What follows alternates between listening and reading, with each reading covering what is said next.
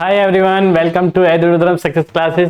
जैसे कि आपको पहले ही पता है, मेरा नाम रोहित कुमार है और मैं पढ़ा रहा हूँ आपको प्रोग्रामिंग बेसिक्स। प्रोग्रामिंग बेसिक्स का एक इंपॉर्टेंट टॉपिक कवर करेंगे जिसका नाम है ऑपरेटर। ये जो सीरीज चल रही है वो बीटेक स्टूडेंट्स के लिए चल रही है, एकेटी यूनिवर्सिटी फर्स्ट ईयर। ओके, आज का टॉपिक होगा हमारा ऑपरेटर। ऑपरेटर कवर करेंगे बहुत ही डीपली। ओके, चलिए स्टार्ट करते हैं। ऑपरेटर क्या होता है, सबसे पहले हम उसको समझ लेते हैं। ऑपरेटर की definition, an operator is a symbol. Operator क्या है? एक सिंबल है। वो किसी भी टाइप का सिंबल हो सकता है, बहुत सारे टाइप के सिंबल होते हैं, जैसे प्लस, माइनस, मल्टीप्लाई, ठीक है, और डिवीजन, बहुत सारे टाइप के होते हैं। वो सभी हम देखने वाले हैं कि कितने टाइप्स के होते हैं। तो ऑपरेटर क्या है? एक सिंबल है या एक कोई कीवर्ड हो सकता है। ओके, या तो सिंबल है और या कीवर्ड है। Use to perform an operation. इनको किस लिए यूज किया जाता है? एक ऑपरेशन परफॉर्म करने के लिए यूज किया जाता है ऑन वन और मोर ऑपरेंड्स। अब हम समझते हैं ऑपरेंड्स क्या होते हैं। जैसे अभी हमने लास्ट टू लास्ट लेक्चर में हमने देखा था वेरिएबल। वेरिएबल जैसे a plus B, a variable है, प्लस बी, बी भी वेरिएबल है। तो ये जो ए और बी है ये क्या होंगे? ऑपरेंड्स होंगे। ए और बी ये क्या होंगे? ऑपरेंड्स। ओके, तो सिंबल क्या हो गया? या तो ऑपरेटर क्या है? एक तो सिंबल है या कीवर्ड है। क्यों यूज किया जा रहा है? कोई ऑपरेशन परफॉर्म करने के लिए यूज किया जा रहा है। वन और मोर, एक ऑपरेंड्स पे भी परफॉर्म कर सकते हैं और टू ऑपरेंड्स पे भी परफॉर्म कर सकते हैं। ओके, जैसे प्लस है, प्लस एक ऑपरेशन ही तो परफॉर्म कर रहा है, ये भी तो कुछ काम करके दे रहा है। माइनस है, वो भी अपना एक काम करके दे रहा है। ठीक है, तो ये अपना अपना काम परफॉर्म कर रहे हैं। ओके, ऑपरेटर की डेफिनेशन हमें क्लियर है, कभी भी लिख सकते हो। ओके, जैसे एग्जांपल हुआ इंट ए इक्वल 10। कहां पर रन करना है, कैसे रन करना है, वो मैं लास्ट लेक्चर में आपको करा चुका हूं। क्रोम पर जाओ, टाइप करो ऑनलाइन कंपाइलर सी, और जो मैं कोड दे रहा हूं या इट इज वहां पर लिखो, रन करके देख सकते हो। ओके, जैसे इंट ए इक्वल 10 एक वेरिएबल है। ये क्या है? वेरिएबल। ओके, ये भी एक वेरिएबल है। ये क्या है? डेटा टाइप है, जो कि हम पहले ही चीजें पढ़ चुके हैं। ओके, इंट रिजल्ट ए प्लस बी, तो ये प्लस क्या होगा? ये ऑपरेटर होगा। ए और बी क्या होंगे? ये दोनों ऑपरेंड्स होंगे। ठीक है, देखो यहां पर लिखे हुए भी हैं पहले, ये ऑपरेटर है, ये स्टोर द रिजल्ट, दोनों का रिजल्ट स्टोर करेगा। तो ये क्या हो चुके हैं? ऑपरेटर्स। ऑपरेटर्स के कुछ टाइप्स हैं। सबसे पहले मैं एक चार्ट बना देता हूं, जब आपके एग्जाम में क्वेश्चन आएगा what is operator and its types, इसको जरूर बनाना होगा आपको। ओके, जैसे ऑपरेटर, ऑपरेटर कितने टाइप्स के होते हैं? 3। पहला क्या है? Binary operator. ऑपरेटर का मैं सिर्फ ओपी लिख रहा हूं। Okay, binary operator. दूसरा होगा यूनरी ऑपरेटर। तीसरा क्या होगा? Ternary operator. इसका दूसरा नाम है conditional operator. Conditional operator. Okay, 3 types के हैं, binary operator, unary operator, ternary operator. क्या होते हैं उसके तो नाम से पता ही चल रहा है, कंडीशनल, जैसे इफ एल्स यूज होते हैं उसी की तरह टर्नरी ऑपरेटर भी है। ओके, इस तरीके से क्वेश्चन मार्क और ये कॉलन। ठीक है, बाइनरी ऑपरेटर क्या होते हैं? जो single operands, two operands with single operator, two operands with single operator, जैसे ए प्लस बी, जो 2 ऑपरेंड्स पर परफॉर्म होंगे उनको बाइनरी ऑपरेटर बोला गया है। ठीक है, इसके भी टाइप्स हैं, जैसे अर्थमेटिक ऑपरेटर। आप कभी भी देखोगे, कहीं से भी पढ़ोगे ऑपरेटर, डायरेक्ट अर्थमेटिक ऑपरेटर से स्टार्ट कर दिया जाता है। वो पता ही नहीं कि बाइनरी ऑपरेटर के 3 टाइप्स है, बाइनरी के ये टाइप्स है। ठीक है, वो सीधा आपको अर्थमेटिक से स्टार्ट कर देंगे। ओके, तो अर्थमेटिक भी टाइप्स है बाइनरी ऑपरेटर का। ओके, अर्थमेटिक ऑपरेटर हुआ, असाइनमेंट ऑपरेटर। ओके, उसके बाद आता है लॉजिकल ऑपरेटर, के बाद कंडीशनल ऑपरेटर, ठीक है। उसके बाद आता है बिट वाइज ऑपरेटर। 5 टाइप के आते हैं बाइनरी में। यूनरी में आता है इंक्रीमेंट और डिक्रीमेंट, जो आप पढ़ते हो ए प्लस प्लस, ए माइनस माइनस, इस तरीके से पढ़ते हो, वे क्या है, इंक्रीमेंट और डिक्रीमेंट, राइट। तो ये यूनरी में आता है। टर्नरी में क्वेश्चन मार्क और ये चीजें हम आगे पढ़ेंगे, ओके। तो ये ऑपरेटर का चार्ट है, इसको बिल्कुल याद रखना कि बाइनरी में कौन कौन से आते हैं, यूनरी में कौन कौन से आते हैं और टर्नरी में कौन से आते हैं। टर्नरी में एक ही है, वो अपना ही नाम से है टर्नरी, ओके। दूसरा नाम उसका कंडीशनल ऑपरेटर भी है। चलिए स्टार्ट करते हैं। सबसे पहले स्टार्ट करेंगे हम अर्थमेटिक ऑपरेटर से। ये सीक्वेंस ऊपर नीचे हो सकता है, उससे कोई प्रॉब्लम नहीं होगी। सबसे पहला है arithmetic operator. Arithmetic operator are used to perform mathematical calculation. Mathematical calculation perform करने के लिए हम कौन सा ऑपरेटर यूज करते हैं, अर्थमेटिक ऑपरेटर, ओके। इनके बारे में आपको सभी के बारे में पता होगा, एक दो है जो कि आपको पता नहीं होगा, सभी के बारे में पता होगा। जैसे पहला है प्लस। प्लस क्या काम करता है आपको पहले से ही पता है, बताने की जरूरत नहीं है, ठीक है। माइनस हुआ, मल्टीप्लाई हुआ, डिवाइड हुआ, ये आपको पता है, जैसे डिवीजन, ओके। अब मैं आपको बता देता हूं मॉडुलस। मॉडुलस कैसे काम करता है, ओके। मॉडुलस देता है रिमाइंडर, ओके। एक सेकेंड देखो, अगर मैं कहता हूं ए की वैल्यू है 10 int A int B equal 3, okay. एक ऑपरेटर और लिया मैंने, variable C equal to A mod B, okay. और मैं इस सी को प्रिंट करूं, ठीक है, print F percentage D C, तो आंसर क्या आएगा, ओके। मॉडुलस क्या काम करता है, मॉडुलस देगा रिमाइंडर। जैसे ए की वैल्यू क्या है 10, डिवाइड करोगे आप, बी की वैल्यू क्या है 3, कितना आएगा यहां पर 3, यहां पर क्या आएगा 9, रिमाइंडर क्या बचेगा 1, तो ये वाला आंसर देगा। तो इसका आंसर क्या आएगा, समझे बात को, ठीक है। रिमाइंडर देता है, हिंदी में बताऊं तो शेषफल, ठीक है, ओके। चलिए आगे चलते हैं। इसमें एक यही था जो आपको नहीं पता होगा, रिमाइंडर वाला, बाकी आपको सब चीजें पता होगी अर्थमेटिक ऑपरेटर की, प्लस माइनस मल्टीप्लिकेशन डिवीजन, ये आपको ऑलमोस्ट सभी को पता है। एक चीज मैं बताऊं, जैसे डिवीजन है, डिवीजन का मैं आपको क्लियर कर देता हूं, एक डाउट और रहता है। अब जैसे यही एग्जांपल ले लेते हैं, इंट ए इक्वल 10, अगर मैं इसको डिवाइड करूं, इंट एक वेरिएबल लिया d a divide b, a divide b, तो इसका आंसर क्या आएगा, समझते हैं इसका आंसर क्या आएगा। और मैं डी को प्रिंट करता हूं, बताओ मुझे क्या आंसर आएगा। वीडियो रोको और आंसर दो पहले, ठीक है। परसेंटेज डी और डी को मैंने प्रिंट किया, आंसर बताओ क्या आएगा।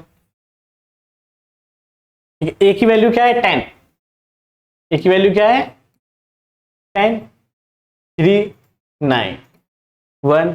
अब देखो, अगर मैं यहां पर पॉइंट लगाता हूं तो यहां पर 0 आ जाएगा, फिर 3, 9, तो इस तरीके से ये 3, 3 चलता रहेगा। क्या ये कंप्लीट आंसर आएगा 3.333? नहीं, क्योंकि हमने वैल्यू क्या ले रखी है, इंटीजर ले रखी है, तो इंटीजर में पॉइंट वाली वैल्यू नहीं आती है, तो आंसर क्या आएगा, ओनली 3, ठीक है। तो इसका आंसर क्या होगा 3। क्यों होगा वो आपको पता चल चुका है, क्योंकि डी में है, जिसमें हम स्टोर कर रहे हैं वो पॉइंट के बाद वाली वैल्यू को स्टोर नहीं करता, ठीक है। देखो डी, ओके, ठीक है। आगे चलते हैं हम, एक कंप्लीट एग्जाम्पल दिया है मैंने, तो आपको रन करना है, ये आपको मैं समझा देता हूं, कंप्लीट है, इसमें कुछ नहीं छूटा हुआ है, ये आपको रन करके देखना है, प्रैक्टिस के लिए दिया हुआ है, ठीक है। जैसे हैश इंक्लूड, ये आपको पता है, ठीक है।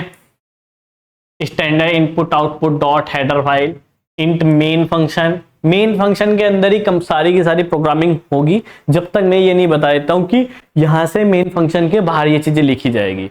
अभी जितनी भी प्रोग्रामिंग मैं बता रहा हूं, ठीक है, वो मेन फंक्शन के अंदर ही होगी। जब मैं आपको बताऊंगा कि ये मेन फंक्शन के बाहर ये चीजें लिखनी है तभी लिखनी है, जब तक मैं नहीं बता रहा हूं, जब तक सीक्वेंस में आगे तक यही चलता रहेगा कि मेन फंक्शन के अंदर ही प्रोग्रामिंग सारी होगी। फंक्शन लिखे जाएंगे बस मेन फंक्शन के बाहर। जब एक फंक्शन वाला टॉपिक स्टार्ट होगा वो मेन फंक्शन के बाहर लिखा जाएगा। ओके, आ जाओ। दो वेरिएबल डिक्लेयर किए हमने, int a equal 10 b equal 3, ठीक है। प्रिंट एफ उनको ऐड करके प्रिंट किया, आंसर क्या आएगा 13, उनको माइनस किया, आंसर 7, ठीक है। मल्टीप्लीकेशन 30 डिवाइड 3, ध्यान रखना अगर मैं इसको प्रिंट कर रहा है ना, ठीक है, अगर मैं इसको किसी वेरिएबल में स्टोर करूं और उसको लूं फ्लोट, तब आंसर 3.33 आएगा। ओके, रिमाइंडर क्या आएगा 1, ठीक है। तो ये मैंने आंसर भी दे दिए, इसको प्रोग्राम को रन करना, प्रैक्टिस करना। ओके, आगे चलते हैं हम। रिलेशनल ऑपरेटर, जिसका नाम है कंडीशनल ऑपरेटर भी है। दूसरा नाम क्या है इसका, कंडीशनल ऑपरेटर। ओके, जैसे कि मैंने यहां स्टार्टिंग में लिखवाया भी था आपको, ठीक है, ठीक है, जैसे यहां पर लिखवाया था, इसका नाम रिलेशनल ऑपरेटर भी है, ठीक है। दो नाम से कभी आप कंफ्यूज हो जाओ। अब इनको समझते हैं, ठीक है। सबसे पहला क्या है, relational operator are used to compare. अगर हमें दो वैल्यू को कंपेयर करना है, ठीक है, तो हम कौन सा ऑपरेटर यूज करेंगे, रिलेशनल ऑपरेटर। दो वैल्यू को कंपेयर करने के लिए रिलेशनल ऑपरेटर, मैथमेटिकल कैलकुलेशन करने के लिए अर्थमेटिक ऑपरेटर। तो जैसे हमारा काम होगा, सिचुएशन के अकॉर्डिंग हमारे ऑपरेटर्स भी चेंज होते रहेंगे, ठीक है। अर्थमेटिक, अगर आपको ऑपरेशन करने हैं, कैलकुलेशन करनी है मैथमेटिकल, तो आप अर्थमेटिक पर जाओगे। दो वैल्यू कंपेयर करा करके देखना है कि कंपेयर, बहुत सारी चीजें देखो, ग्रेटर देन, लेस देन, सभी चीजें समझेंगे हम। कंपेयर कराने के लिए रिलेशनल ऑपरेटर। ओके, हमेशा रिलेशनल ऑपरेटर ट्रू फॉल्स में आंसर देता है। फॉल्स को हम 0 भी कह सकते हैं, ठीक है, और ट्रू को 1 भी। हमेशा इसका आंसर ट्रू और फॉल्स में ही रहेगा, 0 और 1। जैसे पहला ऑपरेटर है इक्वल टू, देख लो इसका एग्जांपल कंप्लीट है, हाँ नहीं है, ठीक है, मैं करा देता हूं। इक्वल टू, अगर हमें दो वैल्यू कंपेयर करानी है और वो कंप्लीटली इक्वल है, वो इक्वल है, तो आंसर क्या होगा, ट्रू। जैसे मैं एक एग्जांपल ले लेता हूं आगे, यहां पर ये एग्जांपल है, int a equal 10 b equal to 5, ठीक है। ये सब मेन फंक्शन के अंदर होगा, ध्यान रखना, ठीक है। तो कभी आप बोलो कि पूरा प्रोग्राम नहीं करा रहे, सब कुछ मेन फंक्शन के अंदर होगा, जैसे हमने लास्ट लेक्चर में किया था। जैसे यहां पर है, ये इस करली ब्रैकेट से लेकर के इस करली ब्रैकेट्स के बीच में ही लिखना है, जो भी लिखना है मैं कराऊंगा आपको आगे। ओके, हाँ, आ जाते हैं यहां पर, int a equal 10 b equal 5। अब देखो, अगर मैं लिखता हूं यहां पर print f percentage d a equal to b, इसका आंसर क्या होगा। क्या ये दोनों बराबर है, मुझे बताओ। क्या ये दोनों a की वैल्यू क्या है 10 और b की वैल्यू क्या है 5, क्या ये दोनों बराबर है, नहीं है ना बराबर। अगर बराबर नहीं है तो आंसर आएगा 0। अगर ये बराबर होते तो आंसर क्या आता 1, ठीक है। इतनी चीजें समझ चुके हो, तो फिलहाल इसका आंसर क्या होगा 0। इसी के साथ नेक्स्ट ऑपरेटर क्या है, not equal to. Not equal to, not equal to का मतलब क्या है, जैसे इसका मतलब क्या था, a बराबर है b के, क्या है, नहीं है, तो आंसर दे दिया फॉल्स। इसको मैं फॉल्स भी लिख लेता हूं, ठीक है, ठीक है। क्या a, इसने इस स्टेटमेंट बोला है a बराबर है b के, क्या बराबर है, नहीं, तो ये स्टेटमेंट क्या हो गई है। अब हम एक और स्टेटमेंट लिख लेते हैं, print f percentage d a not equal b. अब इस स्टेटमेंट ने बोला है ए बराबर नहीं है बी के।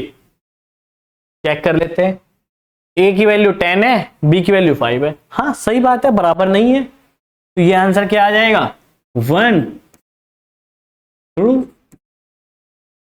अगर ये दोनों बराबर होते तो यहां पर क्या आता फिर फॉल्स। क्लियर है, not equal, equal to, clear हो चुका है हमारा। उसके बाद क्या आता है ग्रेटर देन। उसके बाद क्या आता है हमारा ग्रेटर देन। ग्रेटर देन भी समझ लेते हैं, जैसे ग्रेटर देन का एग्जांपल ऑलरेडी लिखा हुआ भी है। Print F percentage d a greater than b, यानी कि ए की वैल्यू बड़ी है बी से। क्या है, हाँ बड़ी है, ए की वैल्यू 10 है और बी की वैल्यू 5 है। ये स्टेटमेंट तो सही हो गई, सही होगी तो आंसर क्या आएगा 1, यानी कि ट्रू। समझ रहे हो चीजें, ठीक है। अब देखते हैं हम यहां पर क्या है लेस देन। एक और एग्जांपल ले लेते हैं हम नेक्स्ट लेस देन का। Print F percentage d a less than b. A की वैल्यू है 10, बी की वैल्यू है 5। तो ये स्टेटमेंट बोलना चाह रही है ए की वैल्यू छोटी है बी से। क्या है ए की वैल्यू छोटी बी से? ए की वैल्यू 10, बी की वैल्यू 5। 10 छोटा है 5 से? नहीं ना, तो ये स्टेटमेंट क्या हो गई फॉल्स। जब ये स्टेटमेंट फॉल्स हो गई तो आंसर क्या आएगा 0, मतलब फॉल्स। ओके क्लियर है, आगे चलते हैं। नेक्स्ट क्या है ग्रेटर देन और इक्वल टू।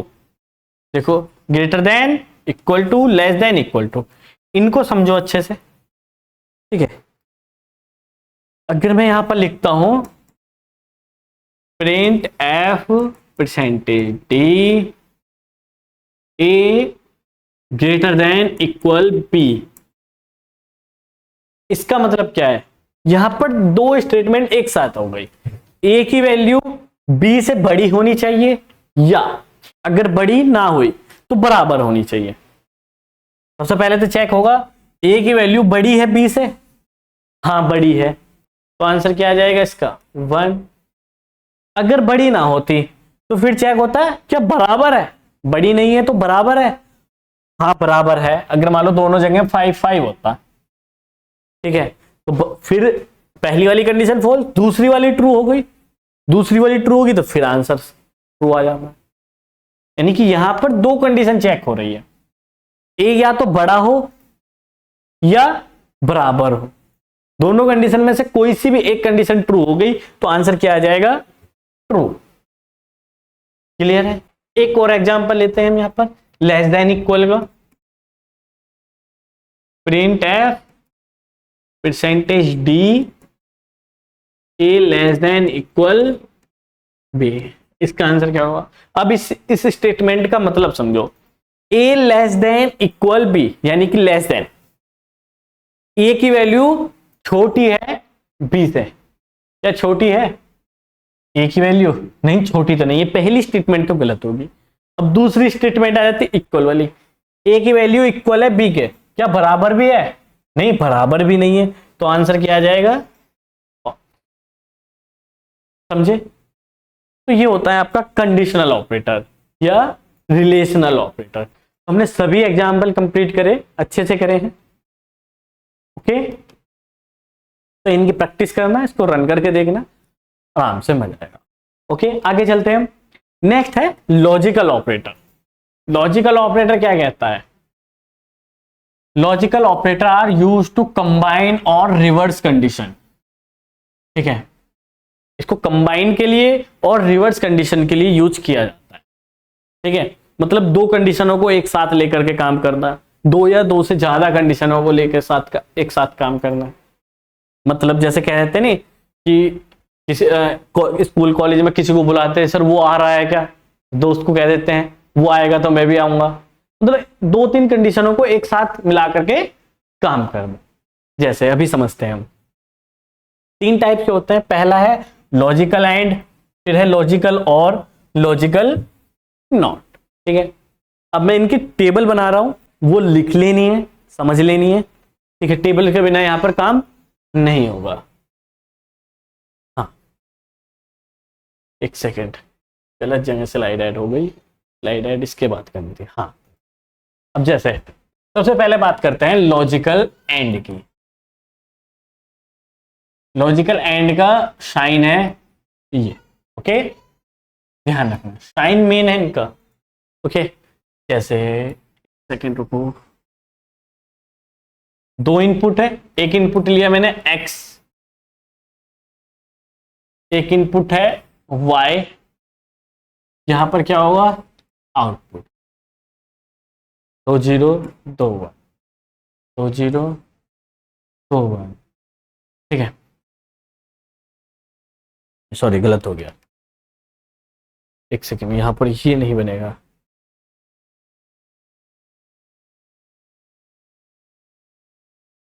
जीरो 1 0 1 ये।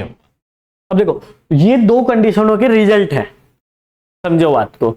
यहां पर ये कंप्लीट कंडीशन नहीं है, 2 कंडीशनों के रिजल्ट है। ये x कंडीशन का रिजल्ट है, ये y कंडीशन का रिजल्ट है। ये क्या है, x कंडीशन का फॉल्स रिजल्ट है, ये y कंडीशन का फॉल्स रिजल्ट है। ये x कंडीशन, एक कोई एक कंडीशन रही होगी, जैसे हम कहें कि मोहित कॉलेज आ रहा है क्या, अगर वो आ रहा है तो कंडीशन ट्रू है, नहीं आ रहा है तो फॉल्स है। ठीक है, तो मतलब एक कंडीशन का आंसर है ये। ओके, यहां पर क्या होगा, x कंडीशन ट्रू है, यहां पर y कंडीशन ट्रू है। ओके, तो ठीक है, तो ये मत समझना कि ये डायरेक्ट यही आंसर मिलेंगे, ये कंडीशन के रिजल्ट है। ओके, अगर एंड ऑपरेटर है, एंड ऑपरेटर हम यूज कर रहे हैं, दोनों कंडीशन फॉल्स है, क्या है, दोनों कंडीशन फॉल्स है, तो आंसर क्या आएगा हमारा, फॉल्स ही आएगा। ठीक है, डन। आ जाते हैं नेक्स्ट। अब जैसे 0 1, 0 क्या है, फॉल्स है, यानी कि x कंडीशन फॉल्स हो चुकी है, y कंडीशन ट्रू है, तो एंड ऑपरेटर क्या कहता है, दोनों कंडीशन ट्रू होनी चाहिए, दोनों कंडीशन ट्रू होनी चाहिए, तभी आंसर ट्रू आएगा। तो बट यहां पर तो एक कंडीशन फॉल्स हो चुकी है, तो आंसर क्या आएगा, नेक्स्ट क्या है, देखो नेक्स्ट है, यहां पर x कंडीशन ट्रू है, y फॉल्स है, तो यहां पर क्या हो चुका है, फॉल्स। ठीक है, अब देखो यहां पर x भी ट्रू है, x भी आ रहा है, ठीक है, यहां पर y भी आ रहा है, तो आंसर क्या आ जाएगा, ट्रू।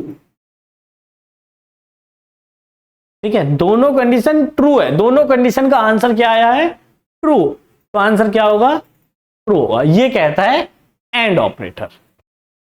ठीक है, एक एग्जांपल और दिखा देता हूं मैं एंड ऑपरेटर का। अब जैसे एज की वैल्यू है यहां पर 25, हो सकती है एज की वैल्यू 25, एक वेरिएबल है हमारे पास एज नाम का, उसको वैल्यू असाइन कर रखी है 25। कुछ भी कर सकते हो आप, कुछ भी कर सकते हो, कोई ऐसा नहीं कि 25 ही करें। वेरिएबल्स की वैल्यू भी आप कुछ भी ले सकते हो, जरूरी नहीं कि वेरिएबल एज ही लो आप। ठीक है, अब आ जाते हैं यहां पर प्रिंट कंडीशन की बात आ जाती है, यहां पर परसेंटेज डी लिखा, यहां पर आते हैं, क्या एज की वैल्यू 18 से ज्यादा है,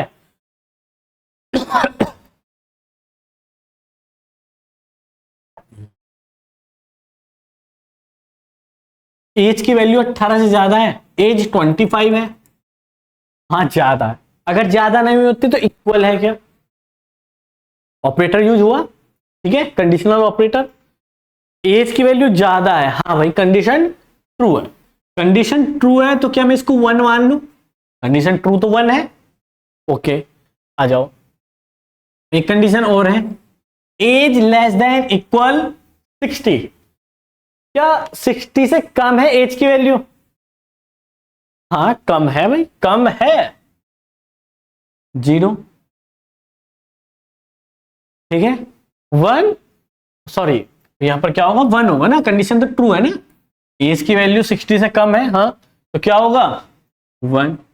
तो अब दोनों कंडीशन ट्रू है, देखो ये कंडीशन भी ट्रू है, यहां पर बीच में हमने एंड ऑपरेटर यूज कर रखा है, यहां पर ये कंडीशन भी ट्रू है और ये कंडीशन भी ट्रू है, दोनों कंडीशन हमारी क्या हुई, ट्रू। तो आंसर क्या होगा, आंसर भी ट्रू ही होगा अगर हम एंड ऑपरेटर यूज कर रहे हैं तो। समझ में आई चीजें? देखो, both condition are true so output is 1। Clear है चीजें? तो ये हमारा एंड ऑपरेटर काम करता है इस तरीके से। ओके, आने वाले लेक्चर में आपको मैं क्वेश्चन दूंगा जिनको आपको सॉल्व करना है, और सॉल्व में नेक्स्ट वीडियो में करूंगा। ओके, ठीक है, आगे देखते हैं हम लॉजिकल ऑपरेटर। लॉजिकल ऑपरेटर क्या है, both condition must be true. फिर आता है लॉजिकल और। लॉजिकल और क्या है, कम से कम दोनों में से एक कंडीशन तो ट्रू होनी चाहिए। ठीक है, कम से कम दोनों में से एक कंडीशन तो ट्रू होनी ही चाहिए। क्लियर है? अब इसको भी, इसकी भी टेबल है, उसको भी हम समझ लेते हैं। जैसे है, मैं यहां पर लिख देता हूं लॉजिकल, ये लिखना जरूर है भाई, ठीक है, नोट्सबुक लेकर बैठो अपनी। ओके, लॉजिकल और, लॉजिकल और का साइन है, ठीक है। आ जाते हैं यहां पर भी दो कंडीशन है, रख लेते हैं हम यहां पर एक x और एक y, ठीक है, x और y, यहां पर क्या है, आउटपुट। अब देखो, तो 0 हो 1 0 1 0, ठीक, यहां पर क्या है, और ऑपरेटर कहता है कि दोनों में से एक भी कंडीशन अगर ट्रू हो तो आंसर क्या आ जाएगा, ट्रू। 0 1 पहली कंडीशन का रिजल्ट क्या आया है, 0। दूसरी कंडीशन का रिजल्ट क्या आया है, 0। तो कंडीशन हमारी क्या आती है, और ऑपरेटर की कम से कम एक तो ट्रू हो। दोनों हो तो अच्छी बात है, तब भी आंसर ट्रू होगा, कम से कम एक तो ट्रू होना चाहिए। तो 0 1 में से एक ट्रू है, नहीं है एक भी, तो आंसर क्या आएगा, फॉल्स। डन चीजें, आगे चलते हैं हम। नेक्स्ट क्या है, नेक्स्ट एक और सिचुएशन हो सकती है। एक सिचुएशन ऐसी हो सकती है कि x फॉल्स हो, पॉसिबल कंडीशन तो यही है, x फॉल्स भी हो सकता है और y ट्रू हो। तो 0 1 एक तो ट्रू हो चुका है y, तो आंसर क्या आएगा, ट्रू। क्लियर है? नेक्स्ट आ जाओ। अब की बार एक ऐसी सिचुएशन बनी है कि y तो फॉल्स है, x ट्रू है, तो कम से कम एक तो ट्रू है ना, तो आंसर आ गया ट्रू। अब दोनों ही ट्रू हो चुके हैं, x भी कंडीशन ट्रू दे रहा है, y भी कंडीशन ट्रू दे रहा है, तो आंसर क्या आएगा, ट्रू। ठीक है, समझ में आई चीजें? तो ये क्या है, लॉजिकल और ऑपरेटर की सिचुएशन हो सकती है। अगर हम दो कंडीशन की बात करें तो यही पॉसिबल कंडीशन हो सकती है, या तो दोनों ही फॉल्स हो या दोनों ही ट्रू है, एक बार y ट्रू है एक बार x ट्रू है। ओके, तो ये क्या है, लॉजिकल और ऑपरेटर की टेबल है। इसका भी हम एक एग्जांपल कर लेते हैं। जैसे यहां पर भी सेम एग्जांपल है, एज यहां पर ले लिया 15, एज की वैल्यू 15 है। अब यहां पर एक कंडीशन है, एज लेस देन 18, ठीक है, क्या एज की वैल्यू 18 से कम है, एज की वैल्यू क्या है 15, क्या 15 18 से कम होता है, हाँ होता है। अगर होता है तो आंसर क्या हुआ यहां पर, ट्रू, यानी कि 1। ओके, अब आ जाते हैं यहां पर हमने कौन सा ऑपरेटर परफॉर्म किया है, लॉजिकल और। यहां पर हम कौन सा कर रहे थे, लॉजिकल एंड, इनका जरूर ध्यान रखना, ठीक है। आगे चलते हैं, एज ग्रेटर देन 60, एज की वैल्यू 60 से ज्यादा है, एज की वैल्यू हमने क्या ले रखी है 15, तो क्या एज 60 से ज्यादा है, नहीं, तो आंसर क्या होगा यहां पर, फॉल्स। बीच में हम कौन सा ऑपरेटर यूज कर रहे हैं, ऑपरेटर यूज कर रहे हैं और ऑपरेटर ये कहता है कि दोनों में से एक भी अगर कंडीशन ट्रू हो गई तो आंसर हमारा ट्रू आएगा। तो क्या एक ट्रू है, हाँ एक तो ट्रू है, तो एक ट्रू हो चुकी है, तो आंसर क्या है हमारा 1। अगर दोनों ही फॉल्स होती है, ठीक है, तो आंसर आता फॉल्स। क्लियर है चीजें? ठीक है, जैसे अगर हम एंड की वापस से बात करें तो इनमें से एक भी कंडीशन फॉल्स हो जाती है तो आंसर फॉल्स आता है। तो दोनों की काम करने का तरीका अलग है, ध्यान रखना, ठीक है, मिक्स मत करने कर देना। ओके, वहां पर दोनों कंडीशन ट्रू होनी चाहिए तब आंसर, यहां पर एक भी अगर कंडीशन ट्रू होगी तब आंसर ट्रू होगा। ओके, अब बात आती है नॉट ऑपरेटर की। एक और है हमारे पास नॉट ऑपरेटर, ठीक है।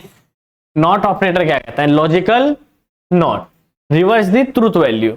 ये क्या काम करेगा, तो आंसर अगर ट्रू आ रहा होगा तो उसको कन्वर्ट कर देगा फॉल्स में, अगर आंसर फॉल्स आ रहा होगा तो उसको कन्वर्ट कर देगा।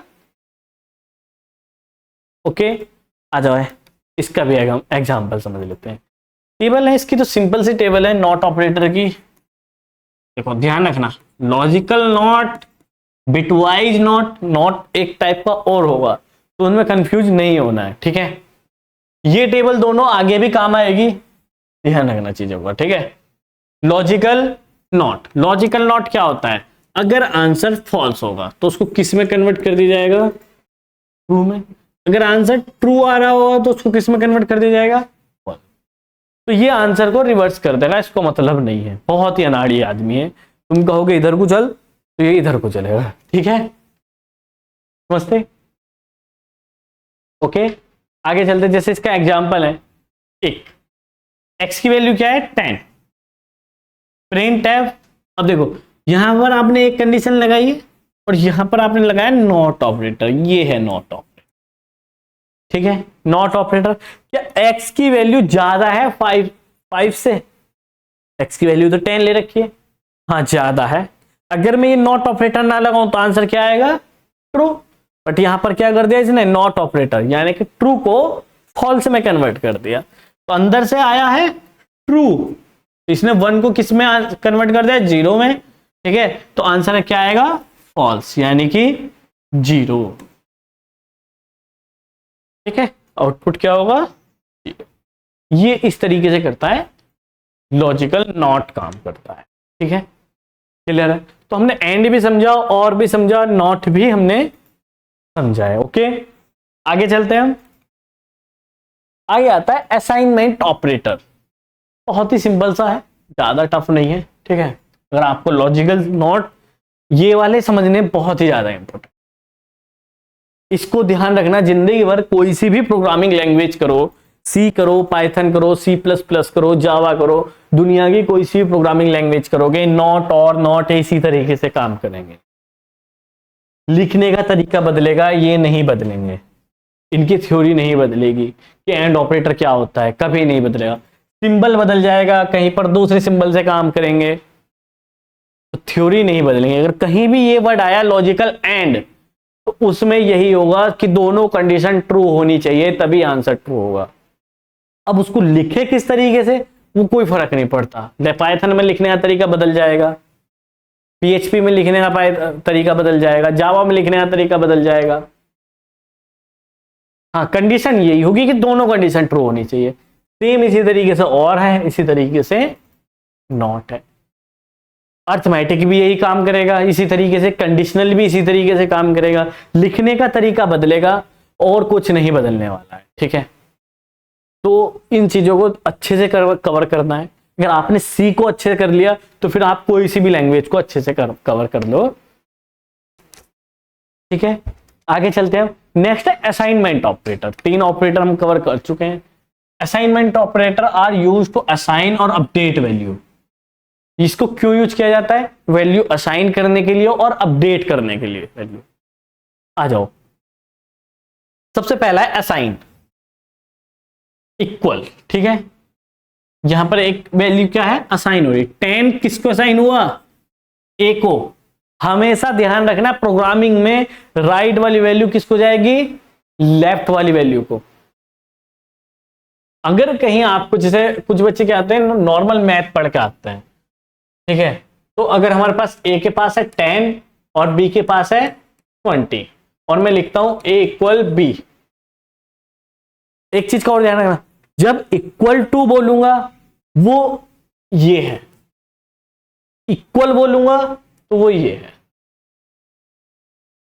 ध्यान रखना, ये चीजें बहुत कंफ्यूजन है, ठीक है। ये क्या है, इक्वल टू, यानी कि जो कंपैरिजन ऑपरेटर है वो क्या है, इक्वल टू। ये क्या है, ओनली इक्वल।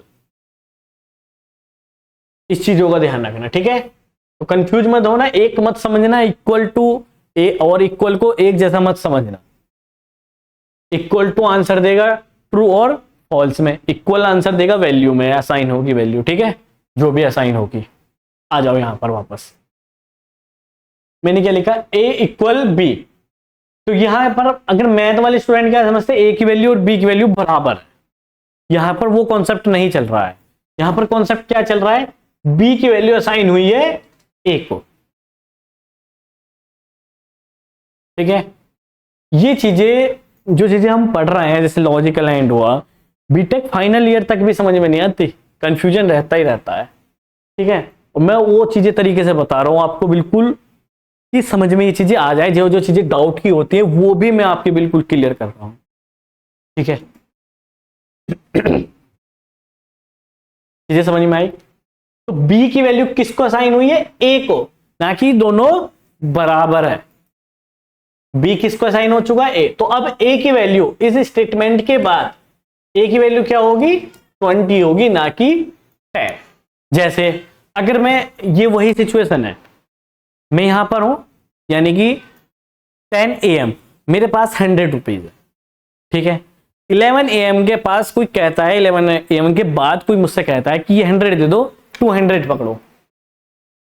तो अब मेरे पास क्या होंगे, अगर आप 11 बजे के बाद की बात करोगे तो मेरे पास 200 होंगे, समझे बात को, ठीक है।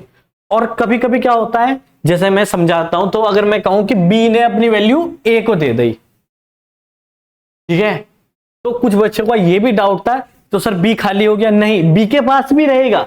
जैसे मान लो मैं कहूं कि बी ने अपनी वैल्यू, कभी कभी बोल देते हैं समझाने के लिए कि बी ने अपनी वैल्यू ए को दे दी, हाँ दे दी, असाइन हो गई, जो बी के पास था वो अब ए के पास भी हो चुका है। तो अब ए की वैल्यू भी क्या है, 20 है। तो ऐसा नहीं कि बी के पास से वो चला गया, तो बी के पास भी 20 है, रहेगा। तो अगर मैं बी को भी प्रिंट करूंगा तो उसके पास भी 20 ही आएगा, समझ रहे हो चीजें, इसी चीजें क्लियर है, क्लियर है डाउट, ओके। तो इसमें कंफ्यूजन नहीं आना चाहिए कि कभी कभी ये बोल देते हैं कि बी ने अपनी वैल्यू ए को दे दी, तो नहीं, दी तो है, असाइन हुई है, तो समझाने के लिए बोल देते हैं कि बी ने अपनी वैल्यू ए को दे दी, बी के पास भी 20 रहेगा, ए के पास भी 20 रहेगा, चीजें क्लियर रहेंगी, ठीक है। तो जैसे यहां पर लिखा है, क्या इसका एग्जांपल कंप्लीट बना रखा है, नहीं है, ठीक है, कोई नहीं, मैं आपको करा दूंगा। तो यहां पर हमेशा राइट वाली वैल्यू किसको जाएगी, लेफ्ट वाले को। एक चीज और मैं बता दूं, ए के पास 5 है और बी के पास क्या है, 10 है, और मैं लिखता हूं ए, तो हमेशा राइट वाली वैल्यू लेफ्ट को जाएगी, ना कि ए वाली बी को चली गई, ठीक है, राइट वाली वैल्यू लेफ्ट की तरफ को जाएगी। ये भी कंफ्यूजन आप क्लियर करके रखना। तो बी की वैल्यू किसको हो गई, ए को असाइन होगी, तो ए के पास भी कितना है, अब 10 है, क्या बी के पास भी 10 रहेगा, हाँ। ऐसा नहीं हो सकता कि ए असाइन हो गया यानी कि बी के पास 5 आ गया, ऐसा नहीं हो सकता। हाँ, अगर मैं इस तरीके से लिखूं बी इक्वल ए, हाँ अब होगा कि ए की वैल्यू बी को, तो बात तो वही है कि राइट वाली वैल्यू लेफ्ट को आई है, हमेशा राइट वाली वैल्यू ही लेफ्ट को आएगी, ठीक है। तो असाइनमेंट देखो, पहली चीजें हमेशा क्या लिखते हैं, जब भी कोई प्रोग्रामिंग स्टार्ट करता है यही चीजें लिख के दिखाता है, इंट इक्वल 10 इक्वल 5, भाई उसका मतलब अब आप क्लियर समझ चुके हो कि ए इक्वल 10 क्यों लिखा, किस तरीके से, इसका क्या प्रोसेस है, वो सब चीजें आप क्लियर हो चुकी है, ठीक है भाई, ये इसमें डाउट नहीं आने दूंगा, ठीक है, डाउट नहीं आने दूंगा, मान जाओ, ठीक है, क्लियर है। आगे चलते हैं, अब बात आ जाती है, कुछ क्या कहेंगे, ये चीजें तो हमें पता है, कुछ बच्चों को सबको नहीं पता होती है। अभी आप बीटेक फर्स्ट ईयर में आए हो, प्रोग्रामिंग के बारे में ये चीजें बेसिक नॉलेज है, देखो प्रोग्रामिंग बेसिक, तो ये पता होना चाहिए, ठीक है। ओके, अब आ जाते हैं यहां पर नेक्स्ट। ये समझ हमारा पहला ऑपरेटर क्लियर हो चुका है। मैं जो डाउटफुल क्वेश्चंस होते हैं वो भी मैं क्लियर कर चुका हूं। हालांकि ये बच्चों को अगर मैं ये चीजें छोड़ के भी पढ़ाता तो ये पता नहीं चलता कि ये डाउट है, ये दिमाग में आता भी नहीं है। क्या होता क्या है, जो करने बैठते हैं लॉजिक नहीं बनता। कहते हैं ना सर मैं देख के तो प्रोग्राम बना लेता हूं, जो प्रोग्राम मुझे करा दिया किसी ने वो तो मुझे आता है, नया मैं नहीं सोच पा रहा हूं। नया कैसे सोच पाओगे कि ये चीजें ही नहीं पता होती है आपको कि ये चीजें क्या होती है, क्या ये चीजें लिखी जाती है। ठीक है, तो नया सोचने के लिए बेसिक आपका बहुत मजबूत होना चाहिए, नया तब सोच पाओगे। ठीक है, आपके साथ भी होगा स्टार्टिंग में कि सर मैं अगर मैंने कोई प्रोग्राम करा हुआ देख लिया तो वो तो मुझे आ जाता है, मैं नया सोचने बैठता हूं नहीं होता। ठीक है, तो प्रोग्राम कंप्यूटर से ज्यादा कॉपी पर करने हैं। ये मैं आपको बहुत बड़ी बात बता रहा हूं, प्रोग्रामिंग सीखते टाइम कंप्यूटर की जरूरत नहीं पड़ती। ये मैं एक बात ऐसी बता रहा हूं जो मुझे एक सर ने बताई थी। ठीक है, राजीव सहावत उनका नाम था। ठीक है, उन्होंने ये चीजें बताई थी कि प्रोग्राम कंप्यूटर से पहले कॉपी पर होना चाहिए, तब कंप्यूटर पे जाएगा। और जो आप प्रोग्रामिंग में लिख रहे हो उसका आंसर लिखते टाइम आपको पता होना चाहिए। तुक्के नहीं बिठाने की ये चेंज कर लो आंसर ये आ गया, कंप्यूटर तो आंसर दे ही देगा। कंप्यूटर को क्या फर्क पड़ रहा है, कंप्यूटर 2 मिनट में आंसर निकाल देगा, सही होगा गलत, गलत होगा सही। आप कुछ लिख रहे हो उसका आंसर पता होना चाहिए कि ये स्ट्रक्चर बनेगा। पहले कॉपी पर स्ट्रक्चर बनाओ कि ये मुझे आंसर चाहिए है, फिर कॉपी पर वो प्रोग्राम बनाओ कि इससे ये आंसर आएगा। अब आपने पूरा लॉजिक कॉपी पर लगा लिया है, पेपर पर अपना पूरा लॉजिक लिख लिया है, अब उसको कंप्यूटर पे इंप्लीमेंट करो। अब देखो कि उससे वो आंसर आ रहा है या नहीं आ रहा है। समझे बात को? ये प्रोग्रामिंग सीखने का एक तरीके से बहुत बड़ी बात है। जो करना है, जो आना चाहिए वो पहले पेपर पर लिख कर कि हमें ये आउटपुट चाहिए। ठीक है, कि ये आउटपुट आना चाहिए, ये लिख लिया आपने। उसके बाद जो लॉजिक लिख रहे होगी वो कैसे होगा, आपके दिमाग में ये चीजें आ रही है, ये ऐसे कर सकते हैं, क्या ऐसे कर, उसको भी पहले कॉपी पर लिखो। जब वो आपने पूरा लॉजिक बिठा लिया कि इधर से इधर, इधर से इधर, इधर से इधर, नहीं ये गलत है, ये गलत है, फिर आप कर चुके हो कि ये लिखना है प्रोग्राम, मुझे कंप्यूटर पे आंसर आएगा नहीं है, फिर उसको कंप्यूटर पे टाइप करना है। फिर देखो कि आंसर वो आपके आंसर से वो आंसर मैच कर रहा है क्या नहीं जो कंप्यूटर दे रहा है। ये इस तरीके से सीखी जाती है प्रोग्रामिंग, तुक्के भिड़ाने से प्रोग्रामिंग नहीं सीखी जाती। मैं आपको बता रहा हूं फर्स्ट ईयर में हो कॉपी पेन से ज्यादा प्रोग्रामिंग होगी। एक होता ड्राई रन, मैं आपको सिखाऊंगा ड्राई रन कैसे करते हैं। ठीक है, आगे चल के ये छोटे छोटे से प्रोग्रामिंग में ड्राई रन नहीं हो पाता, जब प्रोग्राम आगे बढ़ेंगे तो उसमें भी बताऊंगा कि मैं ड्राई रन क्या होता है। ड्राई रन नहीं बताने वाला कोई भी क्या होता है, ड्राई रन कैसे होता है। जहां कहीं भी प्रोग्रामिंग सीखोगे, दुनिया की किसी भी प्रोग्रामिंग में सीख लियो, क्या होता है सिंपल सा लिखते हैं, टाइप करते हैं, इसका आंसर ये आ गया। कैसे आया भाई वो तो बताओ। रटने से प्रोग्रामिंग नहीं आएगी कभी भी, ध्यान रखना। जो मैं बता रहा हूं उनको समझो, उनको करके देखो। 4 प्रोग्राम चैट जीपीटी से निकाल लो, 4 प्रोग्राम गूगल से निकाल लो। बहुत मैं प्रोग्राम दे आपको, क्वेश्चन दूंगा मैं आगे चल गया, क्योंकि ये अब मैं क्वेश्चन दे दूं उसमें ये चीजें यूज होंगी, ये मैंने आपको समझाई नहीं तो मैं कैसे क्वेश्चन दे दूं आपको। ठीक है, ये चीजें मैं समझा रहा हूं, थ्योरी समझा रहा हूं, तो क्या होगा आगे चल के इसको इंप्लीमेंट करो तभी प्रोग्रामिंग आएगी, वरना प्रोग्रामिंग सीख नहीं पाओगे। प्रोग्रामिंग सीखनी है तो पेपर पेन पर प्रोग्रामिंग होगी, कीबोर्ड पर नहीं होगी। कीबोर्ड पर लास्ट है, सोच चुके हो, थक चुके हो, तब कंप्यूटर पर आओगे। ठीक है, कहते हैं ना कि मुझे प्रोग्रामिंग सीखनी, लैपटॉप चाहिए, पहले दिन लैपटॉप नहीं चाहिए, जब पहली मिनट में लैपटॉप नहीं चाहिए। चाहिए जब आप प्रोग्रामिंग कर चुके हो, लॉजिक लिख चुके हो, उसको इंप्लीमेंट टेस्ट के लिए कंप्यूटर चाहिए, सीखने के लिए नहीं चाहिए। अपना आपको टेस्ट करने के लिए कंप्यूटर चाहिए कि मैं अपने जो प्रोग्राम सोचा है, लॉजिक लगाया है, ये आंसर आना चाहिए था। ठीक है, तो ये आंसर आ रहा है या नहीं आ रहा है, उसको मैच करने के लिए कंप्यूटर। समझ गए? आ जाओ वापस, फिर कहोगे कि टाइम खराब कर दिया। आ जाओ वापस, ठीक है। ये चीजें टाइम खराब वाली नहीं है, ये चीजें पता होनी चाहिए, ठीक है। हाँ, आ जाओ। नेक्स्ट क्या है, ये तो हमारा क्लियर हो चुका है असाइनमेंट। अब आ जाते हैं प्लस इक्वल। प्लस इक्वल को मैं आगे समझा देता हूँ, ठीक है। जैसे int equal 10, okay, int equal 10, int B equal 5, हो सकता है ऐसे? हाँ हो सकता है भैया, हो सकता है। मैं लिखता हूं इंट, नहीं, ए प्लस इक्वल बी, और नेक्स्ट लिखता हूं यहां पर प्रिंट, ठीक है। मैं बताऊंगा चीजें, प्रिंट परसेंटेज डी ए, आंसर क्या होगा बताओ मुझे, आंसर क्या होगा इसका, जल्दी से बताओ क्या आंसर क्या होगा, ठीक है। आ जाओ यहां पर। अब देखो ए की वैल्यू क्या है 10, 10 की वैल्यू, ए की वैल्यू है 10, ठीक है। तो इसको मैं इधर लिख लेता हूं, ए की वैल्यू क्या है 10 प्लस इक्वल बी की वैल्यू क्या है 5। इसका मतलब क्या होता है, ए की वैल्यू में बी की वैल्यू को ऐड कर दो, ना कि असाइन। यहां पर असाइन वाला कॉन्सेप्ट नहीं है, यहां पर क्या है, ए की वैल्यू में बी को ऐड कर दो। तो ए की वैल्यू क्या है 10, तो 10 में बी की वैल्यू ऐड करी यानी कि 5, तो कितना हो गया 15। और वो किसको असाइन कर दो, ए को, यानी कि लेफ्ट वाली वैल्यू को। तो ए के पास क्या होगा अब 15 होगा, समझे चीजें। ए के पास क्या होगा अब 15, चीजें क्लियर है। अब ए के पास 15 हो, क्या बी के पास भी 15 होगा, नहीं, बी के पास क्या होगा 5। Print F percentage d, b print करूं तो बी का आंसर आएगा,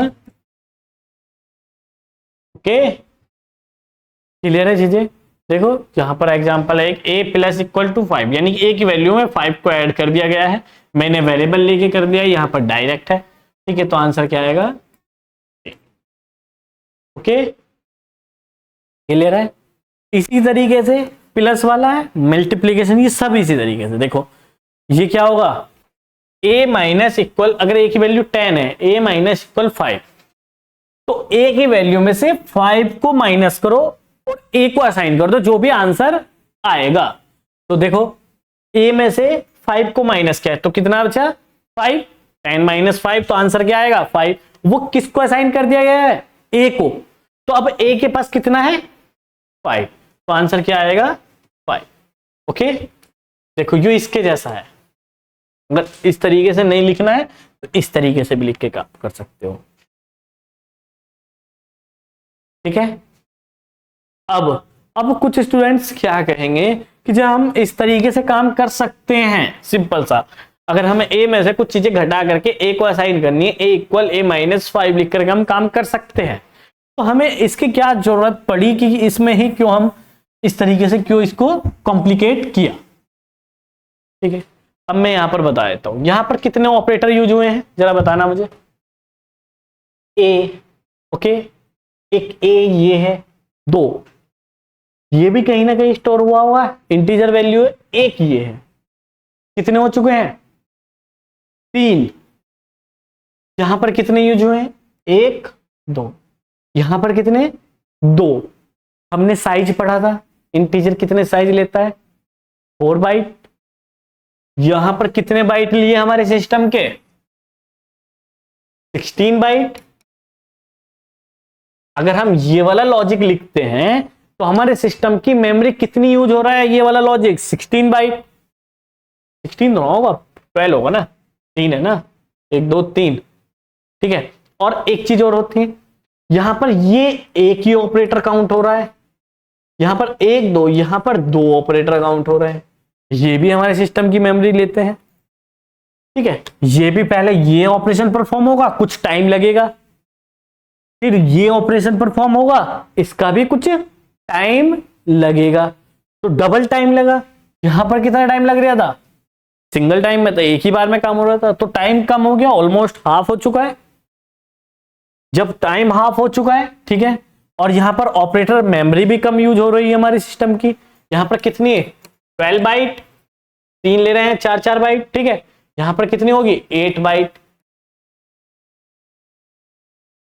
तो हमें अपने सिस्टम की मेमोरी भी बचानी है, टाइम भी कम यूज करना है, तो कॉन्सेप्ट क्या होगा, ये यूज होगा।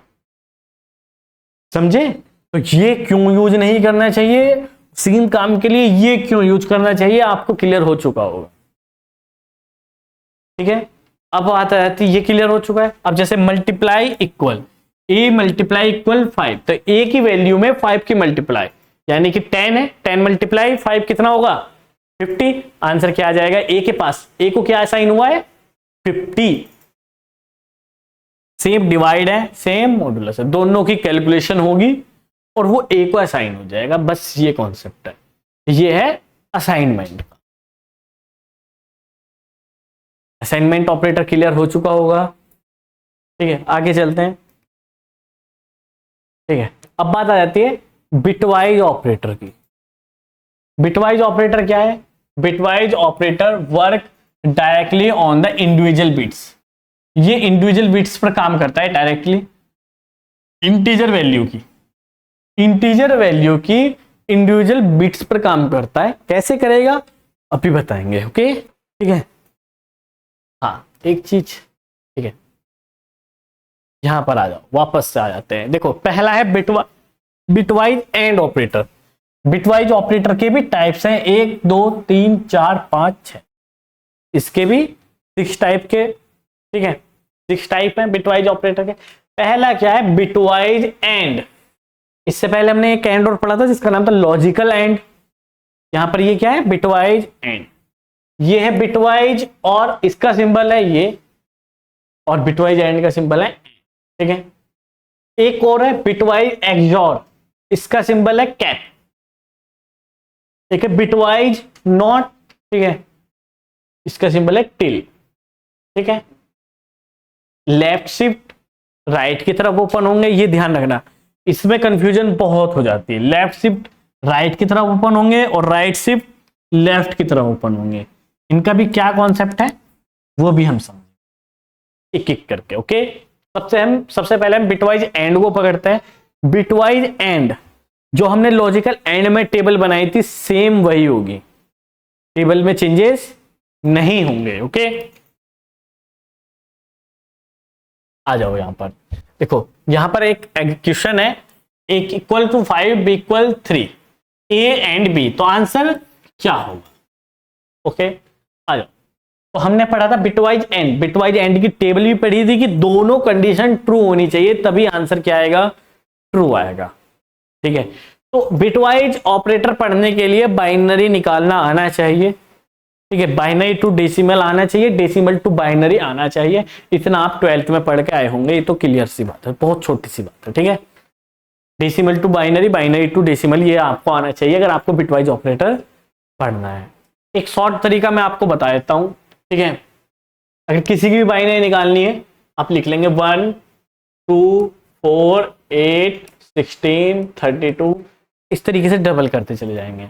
अब हमें जिसकी भी बाइनरी निकालनी है यहां पर उसका कॉम्बिनेशन बैठा लेंगे कि इसके कॉम्बिनेशन से हमें बनना। जैसे 5 की हमें बाइनरी नहीं पता क्या हो सकती है, यहां पर 10 भी हो सकता है, 15 भी हो सकता है, ठीक है। आ जाओ, जैसे 5 है, 5 किस किस के कॉम्बिनेशन से बन रहा है, कॉम्बिनेशन से बन रहा है 4 और 1, उन्हीं के नीचे क्या लिख लेंगे 1, और बीच में क्या लिख लिया जाएगा 0।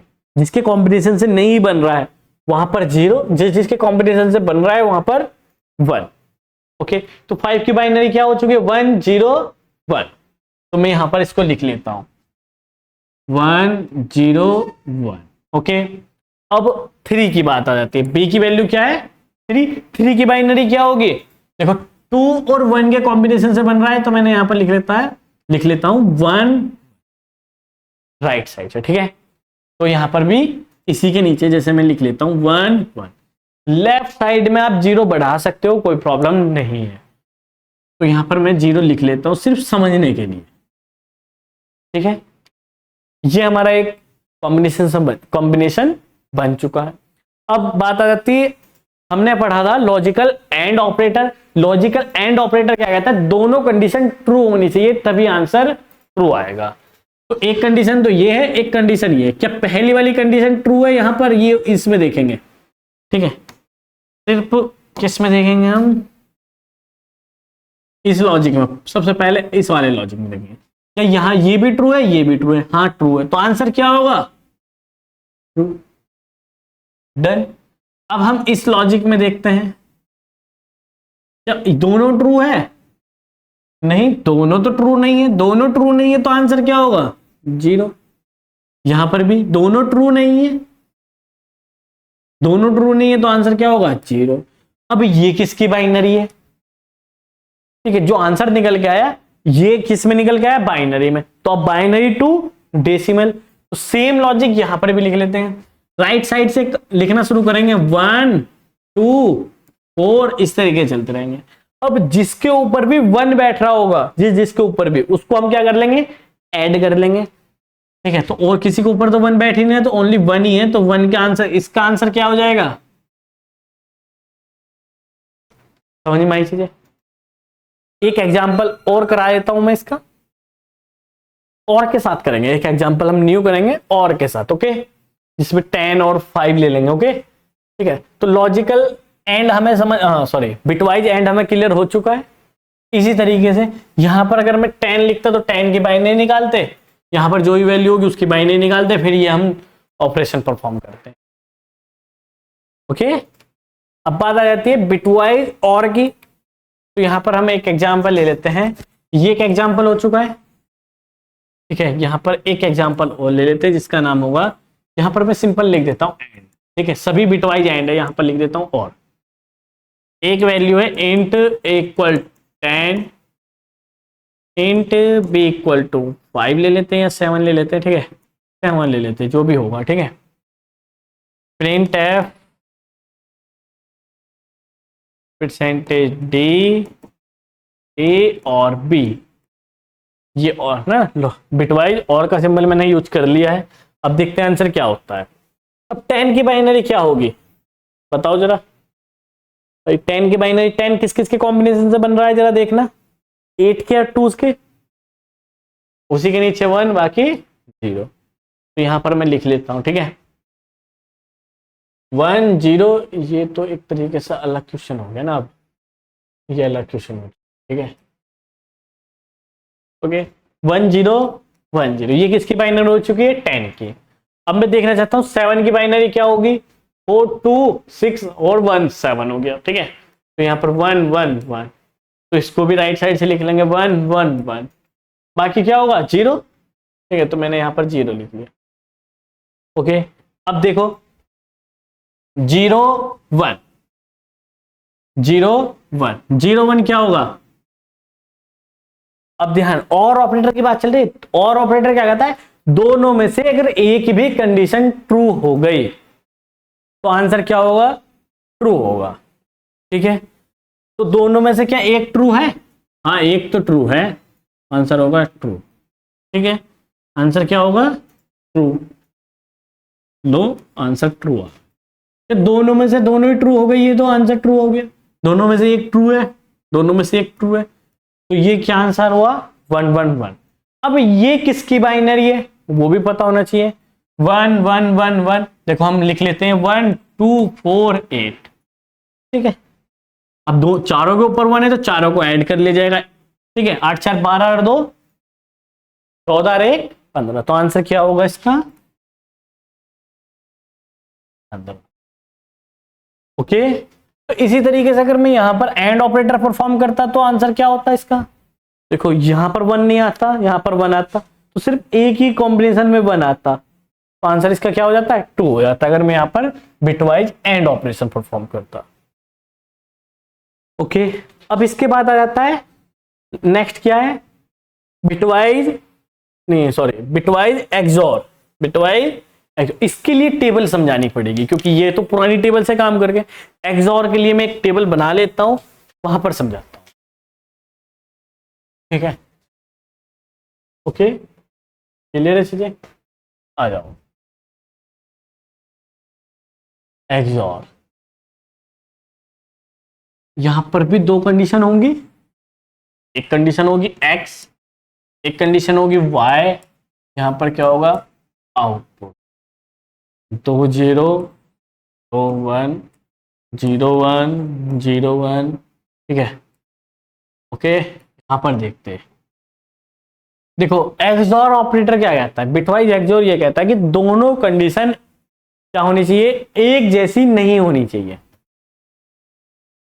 तभी आंसर क्या होगा, ट्रू आएगा। दोनों कंडीशन एक जैसी नहीं होनी चाहिए। देखो क्या ये दोनों कंडीशन एक जैसी है, हाँ एक जैसी है, ठीक है एक जैसी है, तो आंसर क्या आएगा, फॉल्स। क्या ये दोनों कंडीशन एक जैसी नहीं, एक जैसी है, नहीं एक जैसी तो नहीं है, तो आंसर क्या होगा, 1। क्या ये दोनों कंडीशन एक जैसी है, नहीं, आंसर क्या होगा, 1। ये दोनों कंडीशन एक जैसी है, हाँ, ठीक है, समझ में आई चीजें। तो ये क्या होता है, एक्सओर ऑपरेटर। इसी तरीके से अगर मैं इसका एग्जांपल बनाऊं, जैसे मैं लिखता हूं इंट ए इक्वल 10, आप कुछ भी ले सकते हो, मैंने इंट ए इक्वल टू 5 ले लिया, ओके। यहां पर लिखता हूं मैं प्रिंट एफ परसेंटेज डी, ठीक है, ये बी है, मैंने ये लिख दिया, दोनों जगह ए लिख लिया था, एक बी है इनमें से, ठीक है। ए कैप बी, ये कैप क्या है, एक्सओर ऑपरेटर का सिंबल है, ओके। ए कैप बी, आ जाओ, print F percentage d a cap b, a cap b. अब देखो ए की बाइनरी निकालते हैं हम, ए क्या है, 10, 10 की बाइनरी हमने पहले भी निकाली थी, 101। 5 की बाइनरी क्या होगी, 101, ये क्या होगी, 5 की बाइनरी होगी, निकालना जो हमने लॉजिक लगाया था लास्ट टाइम, ठीक है। लास्ट स्लाइड पर देखो, ये क्या कहता है, दोनों कंडीशन एक जैसी नहीं होनी चाहिए, दोनों कंडीशन एक जैसी नहीं होनी चाहिए। क्या एक जैसी है, 0 1, ये तो डिफरेंस हुआ, डिफरेंट हुई, ठीक है, डिफरेंट हुई तो आंसर क्या आएगा, 1। ये भी डिफरेंट है, ये भी डिफरेंट है, ये भी डिफरेंट, तो आंसर क्या आ जाएगा, 15, ठीक है, तो आंसर क्या आ जाएगा, 15। ओके, चीजें समझ में आई है। ये क्या होता है, एक्सओर ऑपरेटर होता है, दोनों कंडीशन क्या होनी चाहिए, एक जैसी नहीं होनी चाहिए। हमें एक्सओर क्लियर हो चुका है। उसके बाद आता है bitwise not operator. Bitwise not को समझ लेते हैं, ठीक है, यहां पर ही करा दूं, यहां पर हो जाएगा, ठीक है। बिटवाइज नॉट, देखो बहुत सिंपल सा है बिटवाइज नॉट भी, ठीक है, टिल्ड, ओके। अब जैसे इंट ए की वैल्यू क्या है, 10, ओके, और मैं लिखता हूं यहां पर इंट बी इक्वल टिल्ड ए, ओके, और मैं करता हूं प्रिंट एफ परसेंटेज डी, और मैं बी को क्या करता हूं, प्रिंट करता हूं, ठीक है। तो अब इसका आंसर क्या होगा, मुझे ये पता करना है, ये क्या काम करता है, टिल्ड, जैसे मैंने लिखा है यहां पर टिल्ड ए, ये क्या काम कर रहा है, ए की वैल्यू में, ए की वैल्यू जो भी होगी, पहले ध्यान रखना, ए की वैल्यू में जो भी, ए की वैल्यू कुछ भी हो, उसमें सबसे पहले 1 ऐड करेगा, ठीक है। सबसे पहले क्या करेगा, 1 ऐड, तो ए की वैल्यू क्या है, 10, तो 1 ऐड किया, कितना हो गया, 11। उसके बाद क्या करेगा, अगर साइन प्लस का होगा तो उसको क्या कर दिया जाएगा, माइनस का। तो क्या 10 प्लस का है, हाँ, तो उसको क्या कर दिया जाएगा, माइनस। तो इसका आंसर क्या आएगा, माइनस के 11, ठीक है। -11 इसका आंसर होगा। अगर ये ऑलरेडी -10 होता तो मुझे ये बताओ आंसर क्या होता, जल्दी से, ठीक है, वीडियो रोक करके मैं बता देता हूं। अगर -10 होता तो -10 का मतलब क्या होगा, इसमें पहले एक ऐड होगा, तो पहले एक ऐड हुआ तो -10 में एक ऐड हुआ तो कितना हो गया, -9, ठीक है। जब -9 हुआ, -9 को क्या किया जाएगा, साइन को रिवर्स किया जाएगा, तो जो माइनस का तो वो क्या आ जाएगा, प्लस का 9 आता फिर, ओके। तो ये क्या है, बिटवाइज नॉट ऑपरेटर है। समझे चीजें? ठीक है, इतनी चीजें क्लियर है। आगे चलते हैं हम।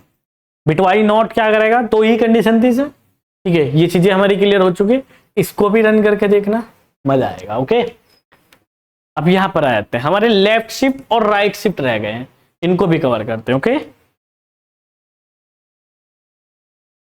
सबसे पहले क्या करेंगे हम, बिटवाइज लेफ्ट शिफ्ट को कवर कर। ठीक है, लेफ्ट लेफ्ट शिफ्ट। कैसे, इंट ए की वैल्यू क्या है, 10, कुछ भी हो सकती है, मैंने 10 एग्जांपल ले रहा हूं क्योंकि बाइनरी निकालनी पड़ रही है। ठीक है, आपको 10 की बाइनरी पता है इसीलिए। ओके, आप कुछ भी वैल्यू ले सकते हो। यहां पर मैंने लिया int b, b equal to, आप कुछ भी ले सकते हो, आपकी मर्जी है। ठीक है, फिर आ जाता है इंट, हाँ, फिर इंट एफ परसेंटेज डी ए लेफ्ट शिफ्ट। लेफ्ट का मतलब राइट की तरफ ओपन होंगे। ठीक है, डन है चीजें, लेफ्ट शिफ्ट में राइट की तरफ ओपन होंगे साइन, दोनों हमने साइन लगा लिए हैं। अब आंसर क्या होगा, ध्यान से सुनना। सबसे पहले 10 की बाइनरी निकालेंगे हम, निकाल ली मैंने 1 0 1 0। अब राइट की तरफ क्या है, बी है, बी की वैल्यू क्या है 2, बी की वैल्यू क्या है 2। अगर 2 है तो 2 0 ऐड कर दी जाएगी राइट साइड, 3 होता तो 3 0 ऐड करते, 1 होता तो 1 0 ऐड करते, 5 होता तो 5 0 ऐड करते हैं। किधर करते हैं, राइट साइड। ठीक है, समझे दीजिए, किधर करते हैं, राइट। अब 2 0 ऐड कर दिए हमने, 2 ही नहीं होगी, 2 है तो 2 ही है। यहां पर ये वाला लॉजिक है, बी की वैल्यू क्या है 2, तो बी की वैल्यू 2 है तो 2 0 ऐड हुई है, 3 होती तो 3 0 ऐड होती। ठीक है, ओके, आ जाओ यहां पर। अब ये किसकी बाइनरी है वो भी निकाल लेते हैं हम। ठीक है, 1 2, ये काउंटिंग लिखनी शुरू करेंगे, 1 2 4 8 16 32। अब इनमें से किस किस के ऊपर 1 है, एक तो इस वाले के ऊपर 1 है और एक इसके ऊपर 1 है, तो 32 और 8 को ऐड किया, आंसर क्या आ जाएगा। क्या लेफ्ट शिफ्ट भी समझ चुके हो? ठीक है, क्लियर है चीजें, आगे चलते हैं। इसी तरीके से अगर मैं बात करूं बिटवाइज राइट शिफ्ट की, ठीक है, बिटवाइज राइट शिफ्ट,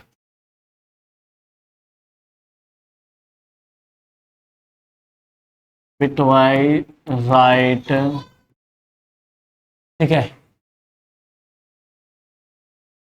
इसके सिंबल ये है और इसके लेफ्ट की तरफ ऊपर। ठीक है, आ जाओ यहां पर सेम एग्जांपल लेकर के काम करते हैं। ठीक है, राइट शिफ्ट में क्या होगा, इंट ए इक्वल 10, इंट बी इक्वल 2, ठीक है, प्रिंट एफ परसेंटेज डी ए राइट शिफ्ट ना बी। इसका आंसर क्या होगा बताओ जरा, किसी को पता हो तो। राइट शिफ्ट क्या काम करता है, सबसे पहले एक ही बाइनरी निकालेंगे हम, 1 0 1 0।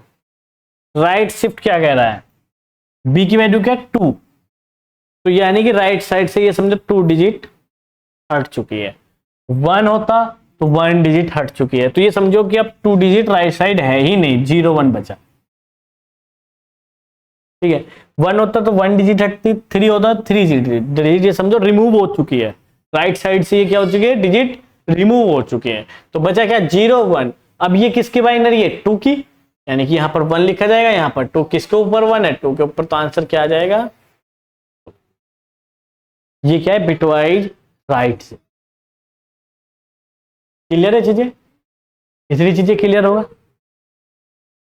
ठीक है, तो ये हमारा अभी तक हमने सिर्फ बाइनरी ऑपरेटर कवर किया है। क्या किया है हमने, बाइनरी ऑपरेटर। ओके, इसके नेक्स्ट क्या है, जैसे मैं बता दूं यूनरी ऑपरेटर, एक हमने यहां पर क्या लिखा था, एक सेकेंड रुको, हाँ, अब हमारा बाइनरी ऑपरेटर कंप्लीट हो चुका है, जैसे अर्थमेटिक पढ़ा हमने, असाइनमेंट भी पढ़ा, लॉजिकल, कंडीशनल, बिटवाइज। इसके बाद हम करेंगे, ठीक है, टर्नरी करेंगे। ओके, टर्नरी के बाद हम इंक्रीमेंट, और ये तो कंडीशनल ऑपरेटर है, इसे तो कंडीशन पर काम करेगा। यूनरी ऑपरेटर क्या होता है? Single operands with single operator, यानी कि एक ही ऑपरेटर होगा, एक ही ऑपरेंड्स होगा, उसमें हम उसको बोलते हैं यूनरी ऑपरेटर। ओके, ठीक है, चलिए देखते हैं।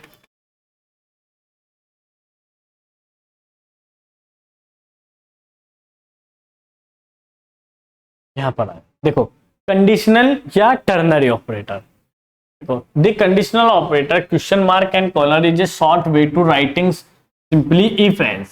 if else को लिखने का एक बहुत ही आसान या शॉर्ट वे कह सकते हो, छोटा तरीका। if else को लिखने का छोटा तरीका है, क्या है? Ternary operator. कैसे लिखते हैं? यहां पर क्या होगी? कंडीशन होगी, उसके बाद वैल्यू ट्रू। अगर वैल्यू ट्रू है, इफ ट्रू, तो वैल्यू इफ ऑल्स, मतलब अगर ये कंडीशन ट्रू है तो ये वाला पार्ट चलेगा, अगर ये कंडीशन फॉल्स है तो कॉलन वाले बाद का पार्ट चलेगा। देखो, वैल्यू इफ फॉल्स, अगर ये वैल्यू फॉल्स हुई तो ये वाला पार्ट एग्जीक्यूट होगा, अगर ये वैल्यू ट्रू हुई तो ये वाला एग्जीक्यूट होगा। यानी कि कंडीशन पर काम कर रहा है, ठीक है, फिक्स नहीं है कि कौन सा चलेगा अभी। ओके, कौन सा पार्ट एग्जीक्यूट होगा ये फिक्स नहीं है। ओके, आ जाओ, जैसे एग्जांपल लेते हैं हम, इंट एज इक्वल टू 20। ओके, यहां पर आपने कैर रिजल्ट, एक कोई भी ले सकते हो आप, जरूरी नहीं कोई, भाई ये चीजें लो आप, ठीक है।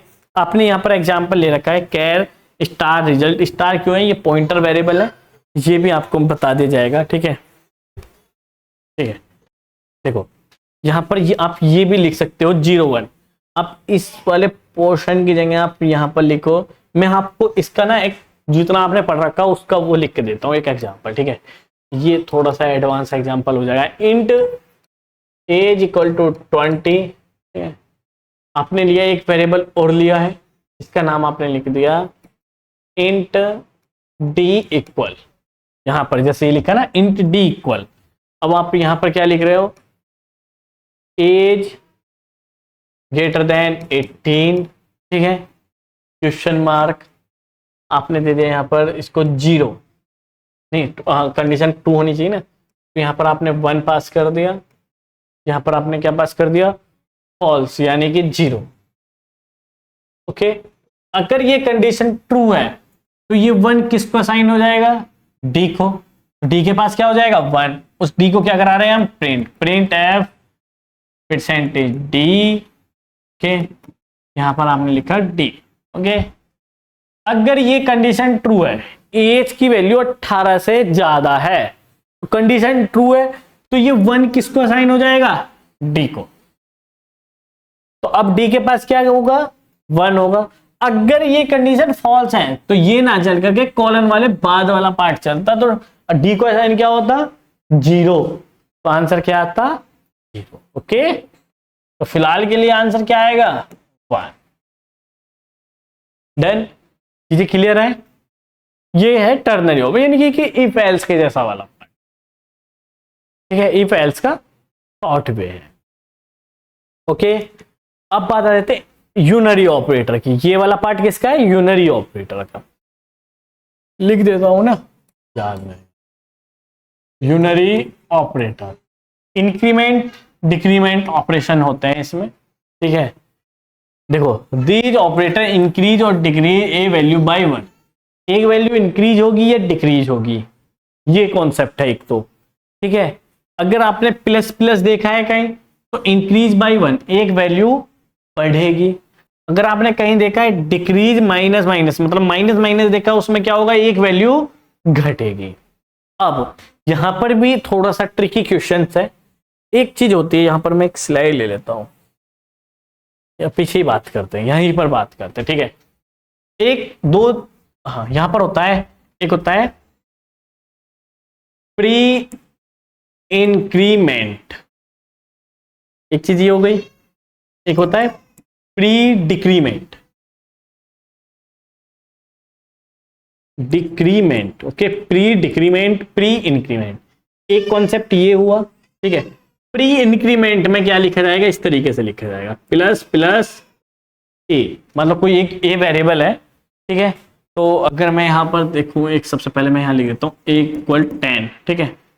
तो प्लस प्लस ए, यानी कि प्लस के साइन पहले आएंगे वेरिएबल से पहले, इसको बोला जाता है प्री इंक्रीमेंट।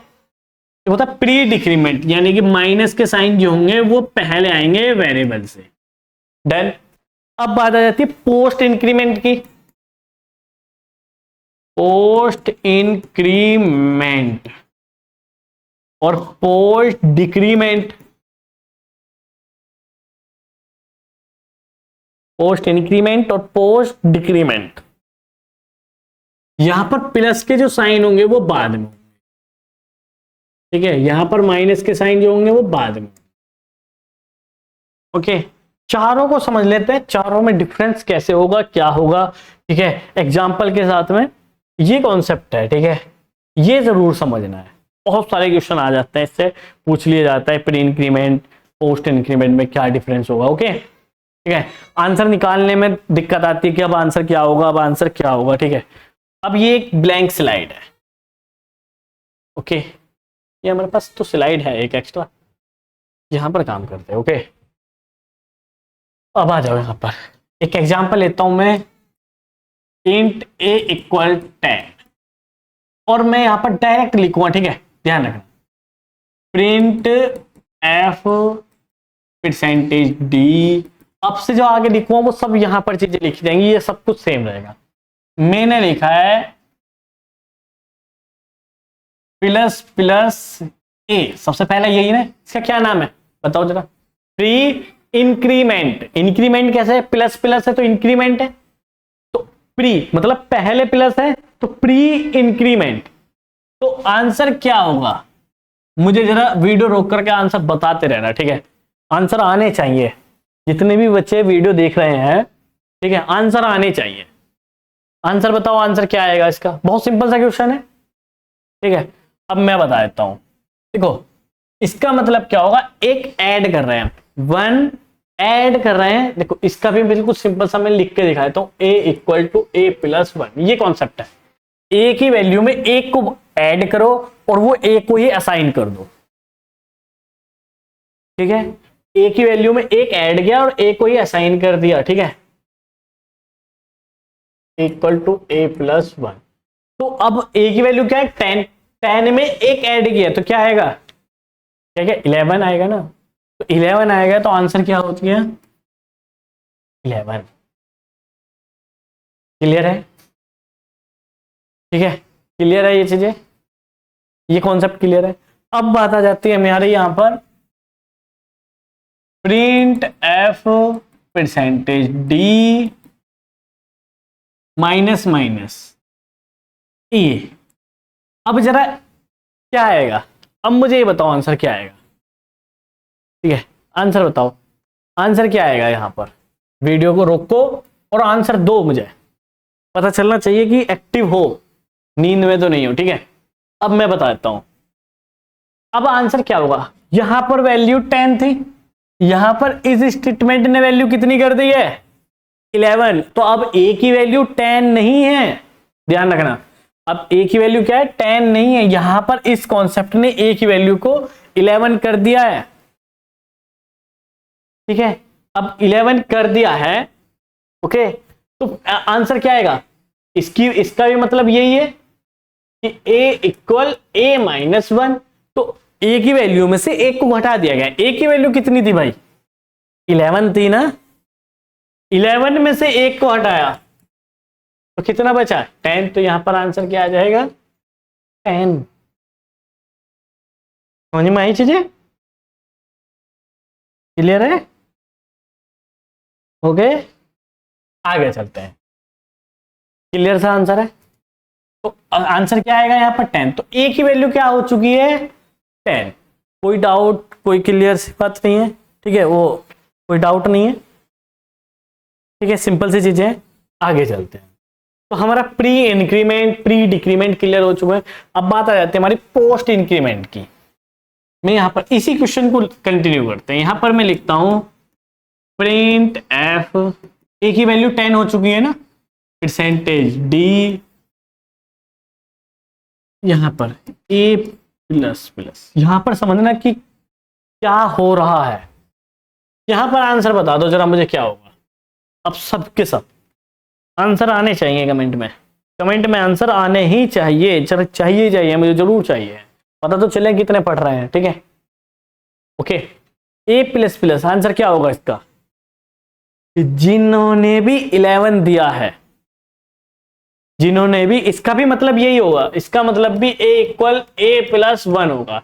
जिन्होंने भी 11 आंसर दिया है, अगर उन्हें ये लग रहा है कि उनका आंसर सही है तो बिल्कुल गलत लग रहा है, उनका आंसर सही नहीं है, 11 आंसर नहीं होगा।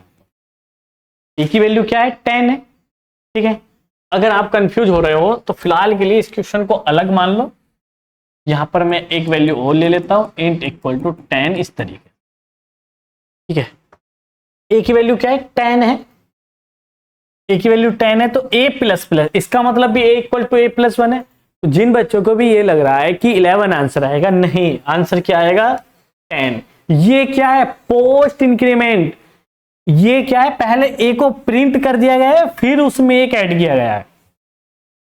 वहां पर क्या हो रहा था, पहले ऐड कर रहे थे फिर उसको प्रिंट कर रहे थे, तो इसलिए 11 आ रहा था। यहां पर क्या हो रहा है, पहले ए को प्रिंट कर दिया गया है, फिर उसमें ऐड किया गया है, तो ए हो तो 11 चुका है, ये बात तो सही है, बट यहां पर आंसर 10 आएगा। अगर मैं इस लाइन के बाद कहीं भी इसको प्रिंट करूंगा, अगर मैं दोबारा इसको प्रिंट करता हूं, परसेंटेज डी, ए को प्रिंट करता हूं, तो आंसर क्या आएगा, 11 आएगा। ए हो चुका 11 ही है, बट इस लाइन में 11 नहीं आएगा, इस लाइन को पहले प्रिंट कर दिया है ए को, ए प्रिंट हो चुका है 10, उसके बाद उसमें ऐड हुआ है। ये कॉन्सेप्ट समझना बहुत जरूरी था।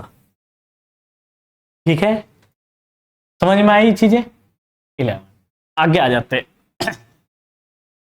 ठीक है, आगे चलते हैं, हम बात करते हैं डिक्रीमेंट की। अगर मैं यहां पर लिखता हूं, वैल्यू क्या हो चुकी है, ए की 11 हो चुकी है, इसमें तो कोई कंफ्यूजन नहीं है। ठीक है, प्रिंट एफ परसेंटेज डी ए माइनस 9। अब आंसर मुझे बताओ जरा क्या आएगा, यहां पर ए की वैल्यू 11 है, ध्यान रखना, बताओ जरा आंसर। ठीक है, इसके साथ आंसर बताना है, कभी आंसर लिख दो 11 इस तरीके से, पता कब चलेगा कि आपने वो किस टाइम पर आंसर दिया है। ठीक है, तो ये लिख करके आंसर देना है, मैं समझ जाऊंगा। ठीक है, उसको मैं कमेंट करूंगा, उसका लाइक करूंगा। ओके, बताओ जरा ए माइनस माइनस, आंसर इसका क्या होगा, किसका यही आया था, आंसर होगा इसका 11। क्यों होगा आंसर, भाई पहले ए की वैल्यू क्या किया गया है, प्रिंट, फिर उसमें से डिक्रीमेंट करेंगे, तो ए की वैल्यू हो तो एक घट चुकी है, वो बात तो सही है, इसका भी मतलब क्या होगा, ए इक्वल टू ए माइनस 1, ए की वैल्यू में से एक को घटा दिया गया, बट पहले क्या हुआ है, प्रिंट, ए की वैल्यू को प्रिंट कर दिया गया है, यानी कि 11 था तो 11 प्रिंट कर दिया गया है। अगर मैं इसको बाद में कहीं भी ए को यूज करूंगा तो वो क्या होगा, 10 ही होगा। परसेंटेज डी ए, तो आंसर क्या आएगा यहां पर, इसका आएगा 10। तो दोनों में डिफरेंस पता चल चुका है, प्री में पोस्ट में आपको डिफरेंट क्लियर हो चुका है। अभी भी कोई अगर डाउट रह गया है, पहली बात तो कोई डाउट होगा नहीं, कोई डाउट है तो कमेंट्स में जरूर पूछना है। ठीक है, इसी के साथ, ठीक है, थैंक यू, मिलते हैं नेक्स्ट लेक्चर में।